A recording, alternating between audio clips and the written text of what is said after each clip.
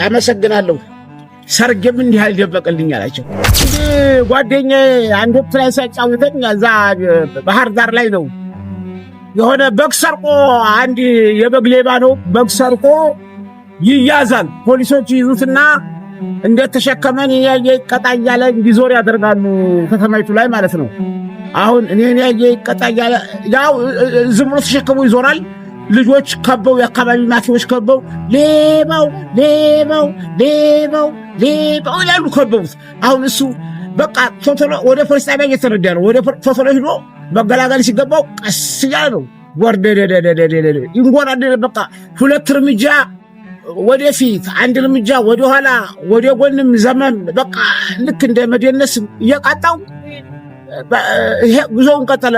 ሰዎች ሌባው ጃሉ ተከተሉት። የአካባቢ ልጆች አባይ ማዶን እንደተሻገረ የአካባቢ ህፃናቶች ስለነበሩ ወደኋላ አቀሩ። ልጆቹ ህፃናቶች ወደኋላ ሲቀሩ ድሉ አካባቢ ላይ ሲደርስ ቆም አልሄድም ማለት ይህ ልጅ ቀጥል ሌባ ቀጥል ሄድ ሲለው ፖሊስ አይቻልም በቃ ቀለለኝ አልሄድም ማለት ለምን ኧረ ሳልታጀብኩ አልሄድም መታጀብ አለብኝ አለ። እንደገና አልሄድም ማለት ተብሎ አካባቢው እንደገና ርሪ ተብሎ ተለምኖ ማቲውን ትልቁም ከበቡ። እንደገና ሌባው እንድሉት እኮ ማለት ነው።